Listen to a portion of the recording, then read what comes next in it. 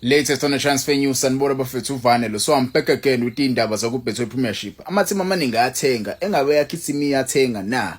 So ngizoqanga ngeindaba ade ihamba phambili ke namhlanje. Umdlalo wabafana bafana ophinda adlalele iTS Galaxy bafethu. Kuthiwa umjida usezoyishiya ke iTS Galaxy namhlanje ade valelisa kuma teammates akhe. Khumbulani ke bafethu ukhulumani Ndamani vele. Khumbulani bafethu umjida ukhulumani Ndamani bese sayinile vele with iMamelodi Sundowns isizini isaqala. But ke iMamelodi Sundowns ya decide ukuthi azini ayimgcine umjida aqhubeke with iTS Galaxy ibe iqhubeka iSundowns with imain team. Badecide kumlanda manje ngoJanuary umjida uzojoina imain team iMamelodi Sundowns. Angazi ngoba iSundowns isted kanje inabadlali abaningi abayiquality lapha. But ke kuposition yama center backs ilapho khona okudinga kulungiswe khona. iMamelodi Sundowns iconcede ama goals amaningi. First half of season iseconcede ama goal amaningi kakhulu akufana iMamelodi Sundowns. So babonile ke lapha abaphathi beSundowns ukuthi bakumele bathenge equality defender njengokhuluma Ndamani bafethu a left center back ekwazi ukudlala. Wena ngokwakho ungangitshela how do you rate this signing yakhuluma Ndamani? Ngeke ngazi ungangitshela nama comments. Do you think umjida uzokwazi ukuthi ayithola igame time? Do you think uzokwazi ukuthi aqhubeke abulo wamdlali wabo uyena kwiTS Galaxy noma nje umjida uzokhuhla ibench? Sakuyona ke bafethu iMamelodi Sundowns. Remember iSundowns bekumele idlale with iOrlando Pirates kulo January lo sekuona kodwa ke leyo game isihlehlisiwe. Remember bebezodlala ngomhla ka31 yabo mase kuthi iSundowns idlale futhi igame ngomhla ka1 yeChampions League. Yabona iPSL usicha kumele ihlehliswe igame eMamelodi Sundowns with iOrlando Pirates. Igame yeOrlando Pirates kezodlala ngomhla ka31 sebezodlala against iMagesi. Remember leyo game yayipostponiwe vele kodwa ke isizodlala ngawo umhla ka31 mase kuthi ngomhla ka18 February iOrlando Pirates itholane phezulu with iMamelodi Sundowns. Okuzobe kuyigame emnandi idlele isimanga izobe idlala le Orlando Stadium. Amathikithi azophuma nje kungekudala abantu kumele bawathenge but I'm sure azoshesha phela because igame izodlala le Orlando Stadium. Istadium sincane kakhulu for igame enkulu kanje. Kwezinye izindaba eziphuma namhlanje esikhukhune si-announce elinye iwing abafethu eliqhamuka le Ivory Coast umjida uAhmed Tidiane Diomande. Umjida ke bafethu uyiwing ebedlala le club le esibizwa ngeStade Abidjan. If ukukhumbula ke leyo club le yayidlala against iOrlando Pirates kwiCAF Champions League.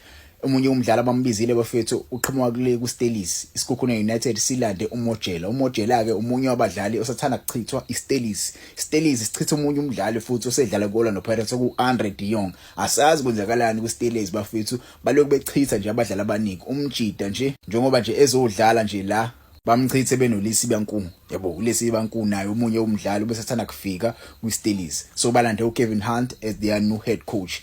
Ngeke ngazi wena kuma comments wangitshela is it a good thing for iStelis isenze lento esiyenzayo? Kwezinye izindaba bafethu aphumile ama-fixtures eDisk TV bafethu aphumile igame ezodlala le Mpumalanga Stadium kuyobhekana iOrlando Pirates versus iAmazulu. Mase kuthi eMpumalanga Stadium futhi kubhekane iRichards Bay versus iKaizer Chiefs. Mpumalanga futhi kubhekane khona iDurban City versus iGolden Arrows. Mase kube iStelis versus iPolokwane City. Manye kama match azobe khona le ko Solomon Mahlangu uzobe khona uTS Galaxy versus Isiwelele. Sikhukhune sewutholana phezulu versus iMamelodi Sundowns. Mase kuthi ke iMarumo Gallants itholane against iMagesi. Mase kuthi Chippa United itholane against iOrbit College. Kwezinye izindaba the former Kaizer Chiefs player uKhawukhelo Sekhohla umjida kuthiwa utrainer with Isiwelele FC. Isiwelele FC right now siyam-assessa umjida ngenzeka adlale under uLehlelo loSiyema. Remember ke nje sikhuluma akanayo iclub ayidlalelayo. Yabo nje benje engenayo iclub ayidlalelayo uyayidinga iteam uyayidinga icontract ezombuyisa kuBetway Premiership. Ubene inkinga kumjida engekho mnandi umuyikhumbula nje inkinga zakhe bezingekho mnandi kuthiwa ubesibuya nako rehab umjida yabo bemlungisa nje. I hope umjida uzokwazi ukubuyela esimeni akwazi ukulwa nezimpi ayilwayo eyedwa. Yeke nalezi zinto ayidlayo. Yabo abadlali abaningi ngathi bangayeka bafethu ukudla izinto baqale bakhulume mfethu. Bakhuluma izinto ezingaphakathi because as babadlali nabo babantu at the end of the day. Yabo siyajabula ukubona indaba ekanje. Let's hope Isiwelele sizokwazi ukuthi umjida simlungise. He's a great player. He played overseas this guy. He played overseas and usayingane usanali talent usengakwazi nje ukuthi aqhubeke adlale kuBetway Premiership. I see 4-5 seasons kuyena lo mjida lo. Let's hope le opportunity uzokwazi ukuthi ayisebenzise. Let's hope uzokwazi ukuthi impress kuSiwelele akwazi ukuthi athole igame time akwazi ukuthi ayisize Isiwelele bafethu si survive kwi league singayi kwi relegation zone yabo. Kwezinye izindaba eziphumile namhlanje uSuthu nalo li-announcile umdlali wabo oqhamuka le kwi-Highlanders FC yaseZimbabwe. Igama lakhe uMason Mushore. Umjida bafethu ngizwa kuthiwa uyi-striker uyakwazi ukudlala singesazi. Ungangitshela noma comments, how do you feel regarding this signing? Ngeyitrika nje istriker sesikhukhune United ubani uAndy Boyeli umjida ubeloniwe le kwiYoung Africans kuthiwa usebuyile after spending 6 months with Young Africans. Young Africans ibingekho impressed regarding yena umjida, so ya decide ukumbuyisa umjida usekwisikhukhune right now. Sombona kahle ke ukuthi usiphathelini yabo because isikhukhune simlonile because naso ngokwaso besingekho impressed. Eric Tinkler nje udecide ukuthi umjida athi umlona kancane. For me umdlalo kanje udinga idla iclub njenge Chippa United. That's ujuke uyohlala ku Chippa United noma isizini A1 uzosibona ke striker. iChippa United ave ikwazi ukuthi ukudlalisa abadlali abakanje. Abayi-track kanje ekwazi ukuthi zibe lapha phambili zibe zinde zibe strong. Bayakwazi ukuthi ibadle ngeyi-track kanje. Izindaba engizwile ngizekuthe uBen Motswari. uBen Motswari ngenzeka kwabafethu asayinwe iOrbit College. iOrbit College ke le yale eNorthern Cape ongenzeka umjida athole icontract yakhe lapha. Umunye wabadlali abasathanda kuchithwa uSuthu. Thiwa ke yena ke wachithwa ngendlela ayiphethe ngayo. Disciplinary issues. Kuningi nje bese abadlali bakubhethe Premiership bangxaka mina.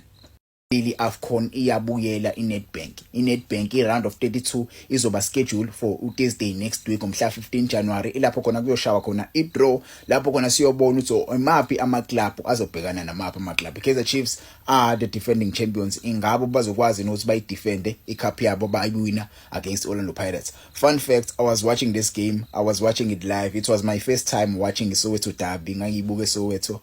Ngangiyibuka la eMosabit. I was not happy but ke Kaizer Chiefs won that game. Ingabe bazokwazi ukuthi bayidefende icup yabo. Ezinye izindaba bafethu idefender elisasana kusuka kwiKaizer Chiefs ubani uDiklogo bafethu kuthiwa iAl-Ittihad iclub ayikho happy neze regarding isigning abayenza kuleli defender leli. Kuthiwa umjida kungenzeka ngempela achithwe iAl-Ittihad. Amathema njengoswelele lo Marumo Gallants bayimonitor isituation yakhe. Umjida ngenzeka ngempela ahambe lapha kwiAl-Ittihad. Asaze kwenzakalani bafethu, ziningi indaba ezikhona, iwindi livuliwe engabe yakhe team izokwazi ukuthi isign abadlali kuleli windi leli.